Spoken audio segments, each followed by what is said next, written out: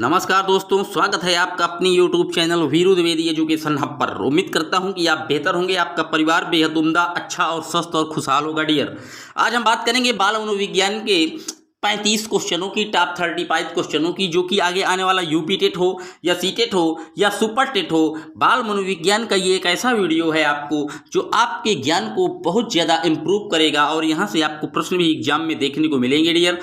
तो जितने भी लोग चैनल पर पहली बार विजिट कर रहे हैं, चैनल को सब्सक्राइब करें, वीडियो को लाइक और शेयर करना ना भूलें। आइए शुरू करते हैं। पहला प्रश्न है, संज्ञानात्मक क्षेत्र का सही क्रम क्या है? तो संज्ञानात्मक आप जानते हैं ये बौद्धिक विकास की बात कर रहा है डियर। और संज्ञानात्मक विकास के जनक कौन माने जाते हैं? तो आप बताएंगे जीन पियाजे हैं। और जो इनका सही क्षेत्र है वो कौन सा है? ये बीएस ब्लूम के अनुसार पूछा जा रहा है संज्ञानात्मक क्षेत्र डियर। बीएस ब्लूम, जिन्होंने 1956 में इस सिद्धांत का प्रतिपादन किया था, और बीएस ब्लूम जिन्होंने संज्ञानात्मक क्षेत्र का जो सही क्रम बताया है वो बताया है ज्ञान, प्रयोग, अवबोध, विश्लेषण, संश्लेषण और मूल्यांकन। तो आप क्या मारेंगे? ज्ञान, अवबोध, अनुप्रयोग, विश्लेषण, संश्लेषण और मूल्यांकन, यानी कि जो इसका डी ऑप्शन है एकदम सही है। अब ब्लूम ने 3 पक्ष बताए थे, ये उसी का एक पक्ष है संज्ञानात्मक क्षेत्र। उन्होंने भावनात्मक क्षेत्र भी बताया और क्रियात्मक क्षेत्र भी बताया है डियर। तो ये बीएस ब्लूम का संज्ञानात्मक क्षेत्र था, 1956 में इन्होंने दिया था। इसमें इन्होंने बताया था कि पहले हम बालक को ज्ञान मुहैया कराएंगे, फिर अवबोध कराएंगे, उसका बोध कराएंगे, फिर उसका प्रयोग कराएंगे, फिर विश्लेषण करेंगे, फिर संश्लेषण करेंगे, देन इवैल्यूएशन करेंगे, मूल्यांकन करेंगे डियर। तो डी ऑप्शन एकदम सही है। बात करते हैं अपने अगले प्रश्न की। निम्न में से कौन सा अच्छे शिक्षण की विशेषता नहीं है? तो अच्छे शिक्षण की जनतांत्रिक, सहानुभूतिपूर्ण, स्वेच्छाचारी या वांछनीय सूचना देने वाला। तो जो अच्छे शिक्षण की विशेषता नहीं है वो स्वेच्छाचारी नहीं है डियर, क्योंकि टीचर अगर अपने ही हिसाब से सारा कार्यक्रम करेगा, स्वेच्छाचारी हो जाएगा, तो वो शिक्षण पद्धति को सही रूप से इम्प्रूव नहीं कर पाएगा। क्योंकि हमें जो है अपने अनुसार नहीं बल्कि बालक के अनुसार जो है एजुकेशन मुहैया कराना है। तो इसका जो सही ऑप्शन है सी एकदम बेस्ट है। बात करते हैं अपने अगले प्रश्न की। अभिप्रेरणा का प्रत्याशा सिद्धांत किसके द्वारा दिया गया? तो जो अभिप्रेरणा का प्रत्याशा सिद्धांत था डियर वो विक्टर ब्रूम ने दिया है। सी ऑप्शन एकदम सही है। लेकिन अगर पूछ ले कि अभिप्रेरणा का जो मांग और पूर्ति का सिद्धांत है किसने दिया, तब आप मारेंगे अब्राहम मैस्लो। इसका जो सही ऑप्शन है वो सी एकदम सही है। बात करते हैं अपने अगले प्रश्न की। अग्रिम व्यवस्थापक प्रतिमान किस परिवार से संबंधित है? तो जो अग्रिम व्यवस्थापक प्रतिमान है वो संबंधित है डियर सामाजिक अंतःक्रिया से। ए ऑप्शन एकदम सही है। चलते हैं अपने अगले प्रश्न की ओर। कौशलों के स्थानांतरण के लिए कौन सा उपयोगी है? तो कौशलों के स्थानांतरण के लिए जो उपयोगी है वो कौशल अंतरण एक गति है डियर, ना कि कोई उद्देश्य। सी ऑप्शन एकदम सही है। चलते हैं अपने अगले प्रश्न की ओर। निम्न में से कौन सा शिक्षण का सूत्र नहीं है? तो शिक्षण के सूत्र अनिश्चित से निश्चित भी होता है डियर, दृश्य से अदृश्य भी होता है, सरल से कठिन भी होता है, लेकिन निगमन से आगमन नहीं, आगमन से निगमन की ओर होता है डियर। तो इसका जो सही ऑप्शन है वो डी होगा, एकदम डी फॉर डेनमार्क। बढ़ते हैं अपने अगले प्रश्न की ओर। सूक्ष्म शिक्षण चक्र का प्रथम पद क्या होता है? तो जो सूक्ष्म शिक्षण की बात आई है तो पहले बता दें, माइक्रो टीचिंग का जो वकालत विश्व में किए थे वो किए थे एलन और बुश ने। और अगर भारत में माइक्रो टीचिंग की बात की जाए सूक्ष्म शिक्षण की, तो डी तिवारी ने इसका जो है प्रतिपादन किया था। और भारत में जो सूक्ष्म शिक्षण का समय निर्धारित किया गया है वो 36 मिनट निर्धारित किया गया है, नोट कर लीजिएगा। और सूक्ष्म शिक्षण चक्र का जो प्रथम पद होता है वो योजना बनाना होता है डियर। पहले हम किसी कार्य को करने के लिए प्लान करते हैं, ये वही योजना बना रहा है। पहले पढ़ाने के लिए हम क्या करेंगे? प्लान करेंगे, फिर देन टीच करेंगे, पढ़ाएंगे, फिर फीडबैक लेंगे, फिर हम उसको रीप्लान, रीफीडबैक, रीटीच के माध्यम से 36 मिनट का ये सूक्ष्म शिक्षण चक्र है जिसे भारत में लागू किया गया था डी तिवारी के द्वारा। ये भी आप नोट कर लीजिएगा। बढ़ते हैं अपने अगले प्रश्न की ओर। निम्न में से कौन सा अवबोध स्तर के शिक्षण में शामिल है? तो अवबोध स्तर के शिक्षण में जो शामिल है डियर वो है अन्वेषण। खोज को हम ज़्यादा वरीयता देंगे, यहाँ पर अनुप्रयोग भी सही हो सकता है ए में, लेकिन खोज जो है खोज आधारित एकदम सुपर माना गया है, इसलिए डी ऑप्शन एकदम सही है। चलते हैं अपने अगले प्रश्न की ओर। शैक्षिक सुधारों में प्रभावी विकेंद्रीकरण तभी संभव होगा जब खंड व संकुल संदर्भ केंद्रों की भागीदारी बढ़े, बात सही है। स्थानीय संदर्भ व्यक्ति उपलब्ध हों, ये भी बात सही है। अध्यापकों के पास संसाधन और प्रासंगिक सामग्री भी मौजूद है, बिल्कुल सही है। इसके तीनों ही बातें सही हैं डियर। तो डी ऑप्शन में लिखा है ए और बी सी, तो तीनों ही बातें इसकी सही है। शैक्षिक सुधार हम तभी कर पाएंगे जब हम तीनों बातों का पालन करेंगे डियर। बात करते हैं अपने अगले प्रश्न की। एक छात्र पढ़ रहा है, उसका नाम लेकर किसी ने बुलाया, तो निम्न में से किस संवेदना द्वारा वो अपनी अनुक्रिया प्रकट करेगा। मान लीजिए आप एक टीचर हैं, आप क्लास में किसी का नाम लेकर बुलाए कि रमेश, तो रमेश कैसे देखेगा, तो वो ध्वनि संवेदना ही तो करेगा डियर। तुरंत आपकी ध्वनि सुना बोल देगा। बी ऑप्शन एकदम सही है। बात करते हैं अपने अगले प्रश्न की ओर। पियाजे के सिद्धांत के अनुसार प्राक संक्रियात्मक अवस्था की अवधि क्या है। प्राक डियर, इसको हम पूर्व संक्रियात्मक अवस्था के नाम से जानते हैं। पूर्व संक्रियात्मक अवस्था बहुत लोग जानते हैं डियर, लेकिन प्राक कभी कभी पूछ लेता है हमें सीधे कंफ्यूजन करने के लिए। तो प्राक की दूसरी अवस्था को कहते हैं डियर, जो कि 2 से 7 साल के मध्य आती है जीन पियाजे की। बी ऑप्शन एकदम सही है, नोट कर लीजिएगा। बढ़ते हैं अपने अगले प्रश्न की ओर।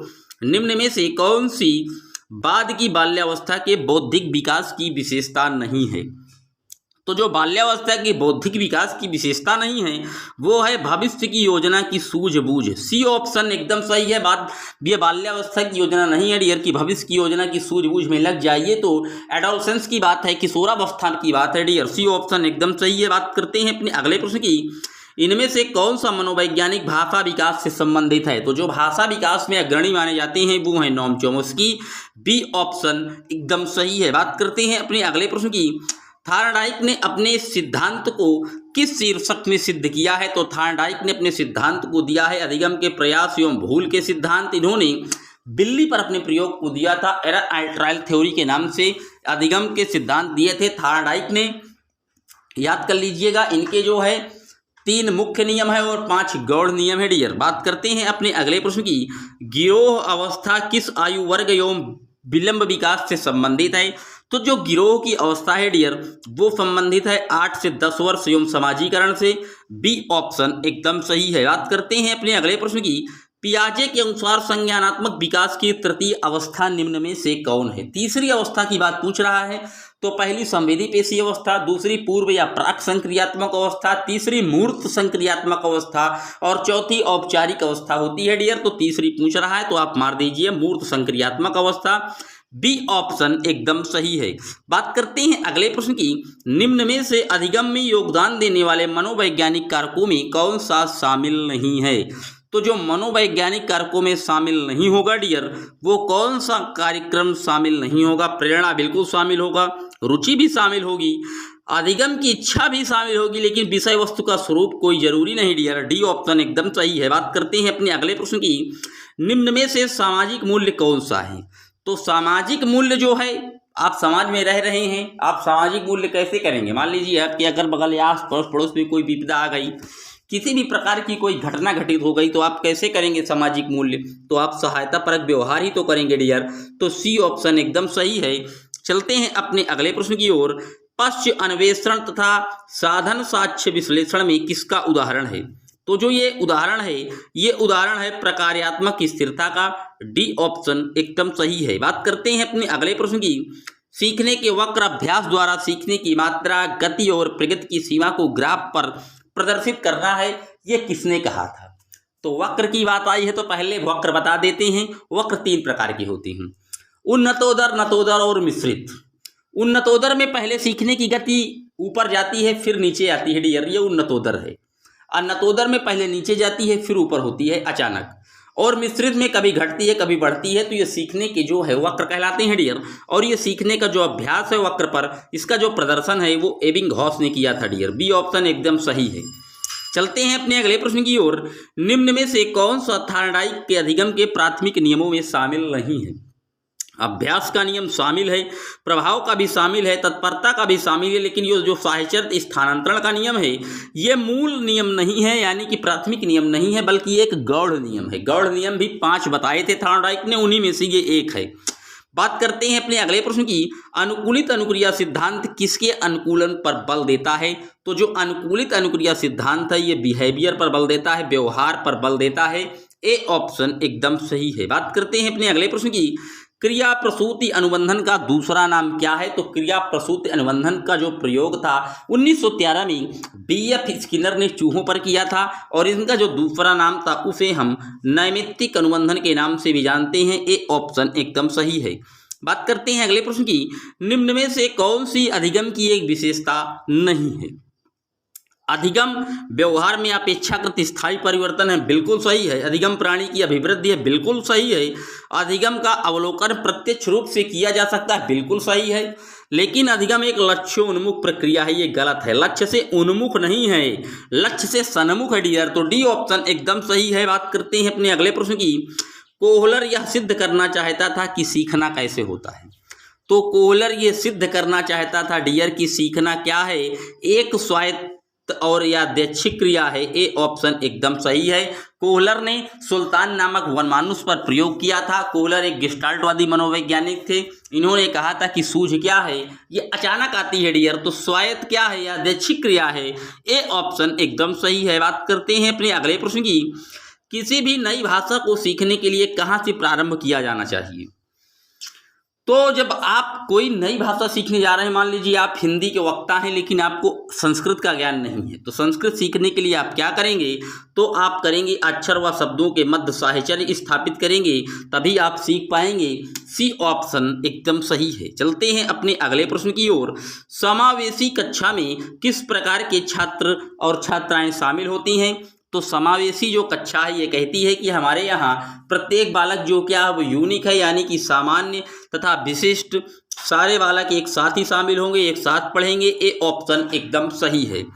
चलते हैं अपने अगले प्रश्न की ओर, अधोलिखित में गणित संबंधी अधिगम अक्षमता को कौन सा पद जो है परिभाषित कर रहा है? तो गणित की बात आई है तो आप सीधे जान गए ये गणना की बात कर रहा है। बी ऑप्शन एकदम सही है। आप गणित जो दोष है इसको जो है डिसकैलकुलिया के नाम से भी जानते हैं। गणित दोष में जो दोष होता है उसे हम डिसकैलकुलिया भी कहते हैं डियर।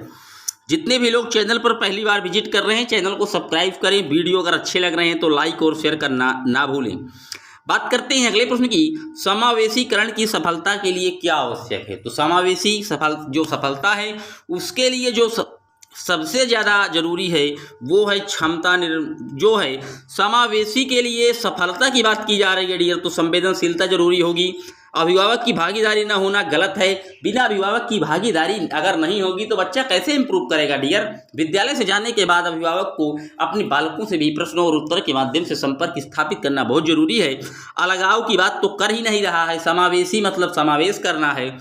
क्षमता निर्माण का अभाव तो करना ही नहीं, हमें बालक में क्षमता निर्माण का क्या है उसको इम्प्रूव करना है। तो इसीलिए जो डी ऑप्शन है वही सही है इसका। बात करते हैं अपने अगले प्रश्न की, निम्न में से कौन सा संवेग का तत्व नहीं है? तो संवेग का जो तत्व नहीं है वो है दैहिक। ए ऑप्शन एकदम सही है। दैहिक कोई संवेग का तत्व नहीं होता डियर। बात करते हैं अपने अगले प्रश्न की, निम्न में से कौन सा युग्म सही नहीं है? तो सीखने का उद्दीपक अनुक्रिया सिद्धांत थॉर्नडाइक ने दिया था, बिल्कुल सही है। सीखने का क्रिया प्रसूति अधिगम सिद्धांत बीएफ स्किनर, ये भी एकदम राइट है। सीखने का क्लासिकल सिद्धांत पावलोव का है, बिल्कुल सही है। सीखने का समग्र सिद्धांत ये क्लार्क हल का नहीं है डियर। समग्र सिद्धांत किसका है? ये गेस्टाल्टवादियों की देन है डियर। समग्र या क्षेत्र सिद्धांत ये किसका है? तो आप कमेंट बॉक्स में बताइए गेस्टाल्टवादी कौन थे सीखने का जो समग्र सिद्धांत है। बात करते हैं अपने अगले प्रश्न की। अगला प्रश्न कह रहा है, इनमें से किसका नाम सुजनन शास्त्र के पिता के नाम से जुड़ा है, यानी कि फादर ऑफ सुजनन शास्त्र किसे कहते हैं? तो जो सुजनन शास्त्र के जनक हैं वो कहा जाता है फ्रांसिस गाल्टन को। बी ऑप्शन एकदम सही है। यही गाल्टन महोदय ने सबसे पहले 1885 में बुद्धि शब्द की बात भी की है। आप ये नोट कर लीजिएगा, बिने ना मारिएगा। अगर पूछ ले कि बुद्धि शब्द की बात सबसे पहले किसने की थी तो फ्रांसिस गाल्टन ने की थी 1885 में। और यही जो है व्यक्तिगत विभिन्नता की बात भी सबसे पहले फ्रांसिस गाल्टन ने ही की थी। नोट करिएगा। एक प्रश्न के साथ हमने आपको 4 बातें बताई, नोट कर लीजिएगा। बात करते हैं अपने अगले प्रश्न की। ग्रंथियों के आधार पर व्यक्तित्व के विभिन्न प्रकार की चर्चा किसने की थी? तो जो ग्रंथियों के आधार पर व्यक्तित्व के विभिन्न प्रकार की चर्चा की थी वो की थी काइनन ने। सी ऑप्शन एकदम सही है।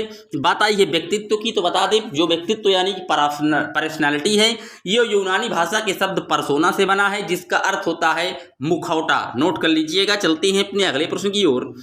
सृजनात्मक मौलिक परिणामों को अभिव्यक्त करने की एक मानसिक प्रक्रिया है, ये कथन किसका है? तो ये कथन जो है वो क्रो एंड क्रो का है। डी ऑप्शन एकदम सही है। बात करते हैं अपने अगले प्रश्न की। विद्रोह की भावना की प्रवृत्ति निम्न में से किस अवस्था से संबंधित है?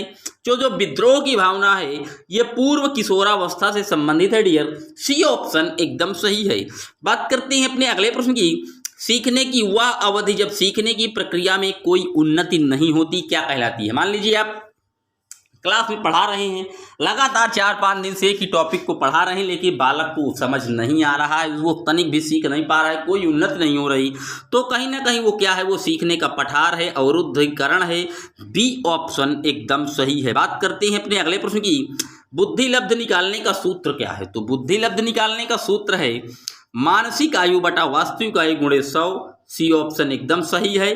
बात करते हैं अपने अगले प्रश्न की। सीखने में प्रयास एवं भूल के सिद्धांत का प्रतिपादन किसने किया था? तो एडवर्ड एल थॉर्नडाइक ने सीखने के प्रयास एवं भूल का सिद्धांत दिया था। सी ऑप्शन एकदम सही है। बात करते हैं अपने अगले प्रश्न की। सामान्य संयुक्त कोशिका में गुणसूत्र के कितने जोड़े होते हैं?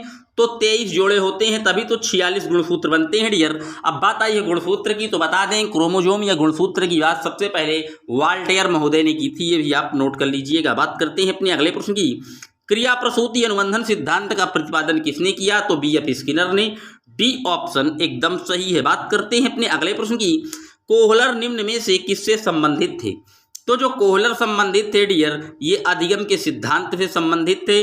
डी ऑप्शन एकदम सही है।